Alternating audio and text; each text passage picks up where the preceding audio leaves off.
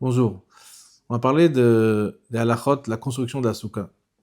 Cette mitzvah, elle est spécifique dans le fait que, en général, les mitzvot, elles sont faites par des spécialistes, comme le Moël, il fait la Brit Mia, ou le Sofer qui fait le Sefer Torah.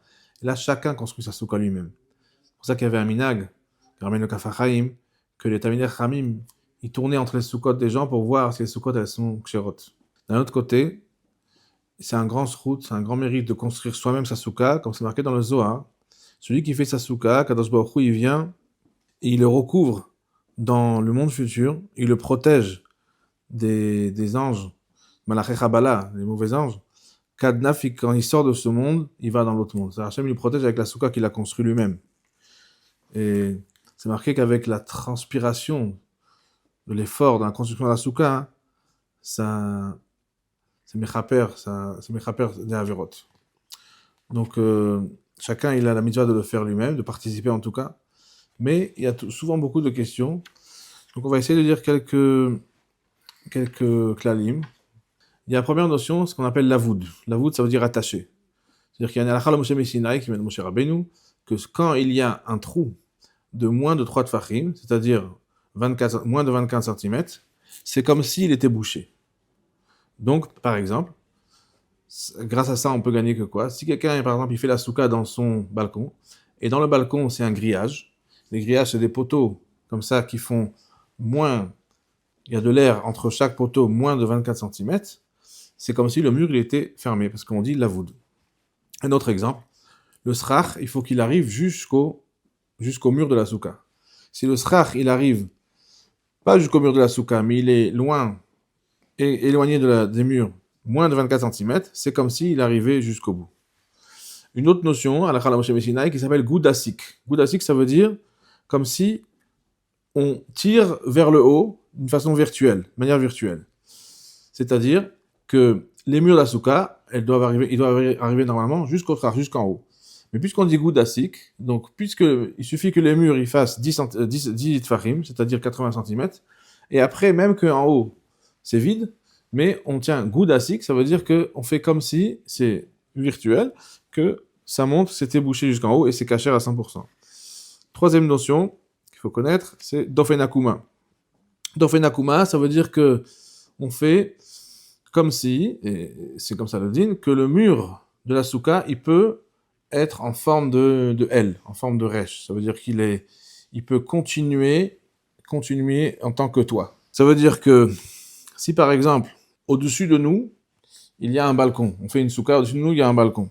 On pourrait dire qu'il y a du srar pasoul sur notre tête. Mais en fait, on peut considérer que le mur de la souka, il a une forme de L, comme ça. Et donc, le mur, il fait comme ça une forme. Et après, la souka, elle commence. Donc, si par exemple, il y a la souka, elle a 3 murs, un à droite, un à gauche. Et derrière, il y a le mur de la maison, le mur de droite, le mur de gauche. Et en face, il n'y a pas de mur, on va dire. Donc, il veut faire 3 murs. Un mur à droite, un mur à gauche. Et derrière, le mur de la maison, il dit, mais pas compter, parce qu'en haut, il y a un balcon. Si le balcon il dépasse un petit peu et après il y a un endroit où c'est sous le ciel. Donc on peut considérer l'endroit qui est sous le balcon d'en haut comme faisant partie du mur de la souka. Parce que le mur de la souka il va prendre cette forme-là. Bien sûr, il ne faut pas que ça fasse plus que 4 amot. Si ça fait plus que 4 amot, plus que 2 mètres, alors on ne peut pas tenir dofenakuma. Donc c'est quelque chose qui peut nous servir souvent. C'est des gens qui font par exemple la souka dans leur pavillon et ils ont la gouttière, il y a la gouttière qui passe sur le mur, donc on fait la souka, mais le mur du pavillon, il est en vérité, il y a une gouttière en haut. Et bien c'est pas grave, parce que cette gouttière, elle fait comme si elle faisait partie du mur, et la souka, elle commence après cette gouttière. Bien sûr, on peut pas manger en dessous. On peut pas être quitte de l'habitat de la souka si on est assis sous cette gouttière. Ou des fois, c'est le toit qui dépasse un petit peu. À cet endroit-là, on peut pas faire la mitzvah de la souka, mais la souka, elle est kshera si, encore une fois, ça fait moins que 2 mètres. Donc ça, c'est les 3 notions de la Moshe Messinai. Les murs de la souka, il faut qu'il y en ait 4, les khatrila, mais en vérité, c'est minakraba de faire 4, mais en vérité, même s'il y a 3, c'est caché à 100%. Les murs eux-mêmes, a priori, il ne faut pas les faire en tissu, parce que le tissu, ça tient pas bien. Il y en a qui disent que si c'est du tissu très épais, qui est très bien attaché, alors c'est caché les khatrila. Mais pour les maasé, comme plein de soukot, le tissu, il tient pas très bien, il n'est pas très bien attaché. Toujours quand on fait une souka avec du tissu, il faut rajouter des cordes qui vont faire, ou des cordes ou des barres, qui vont faire lavoud, ça veut dire ils vont faire eux-mêmes la mechitza en lavoud. Qu'est-ce que c'est-à-dire? On met, puisque la mechitza, elle doit faire 80 cm de haut minimum, au lieu on n'a pas besoin que ça soit rempli de 80 cm, on peut faire en système lavoud. Comme on a expliqué, le système de lavoud, c'est que dès que j'ai quelque chose de dur, entre deux choses dures, l'air qui est entre les deux, il est comme s'il était relié. Si ça fait moins que 24 cm. Donc, on va mettre des barres ou des cordes qui sont bien attachées à la place, qui font office de mur, et ils vont être tous les 23 cm. Donc 23 jusqu'à 80 cm. Il en faut 4. Et donc là, on arrive à un vrai mur de 80 cm qui est encore mieux que le mur qui est en tissu. Donc ça, il faut faire très attention à faire ça, de les faire bien si c'est une souka qui est en tissu. Et il faut faire attention de les mettre avant le srar, parce qu'il y a un autre din, c'est qu'il faut mettre le srar après qu'on a fait les murs. Donc il faut mettre d'abord le mur, après le srar. Donc si on met le srar et après on dit « Ah, mais le mur il est pas bien, donc je vais l'arranger avec du lavoud », ça fait qu'en vérité on aura mis le srar avant le mur. Donc qu'est-ce qu'il faut faire? Il faudra relever le srar un petit peu, comme ça, par exemple on prend un balai à l'envers, on relève tout le srar un petit peu. Il y a une autre question qui se pose, c'est au din de Mahamid, ça veut dire il ne faut pas que la souka, le srar de la souka, il tienne sur quelque chose de pas kasher. Si par exemple la souka en haut c'est des barres de fer, si le srar il tient dessus, c'est-à-dire qu'il tient sur du pas kasher, c'est pas bien. Bedi Avad, c'est kasher, mais les khatrila, il ne faut pas faire comme ça. Donc, qu'est-ce qu'il faut faire? Si on met des bouts de bois, des lattes de bois comme ça, des petites lattes de bois, le srar il tient dessus, c'est bon. Même si ces lattes de bois là, elles tiennent sur du fer, ça s'appelle Mahamid de Mahamid, ça c'est pas un problème. Il faut que le premier, il soit kasher. Le premier sur lequel le srar il tient, il soit du srar kasher, c'est des bouts de bois et pas des bouts de fer.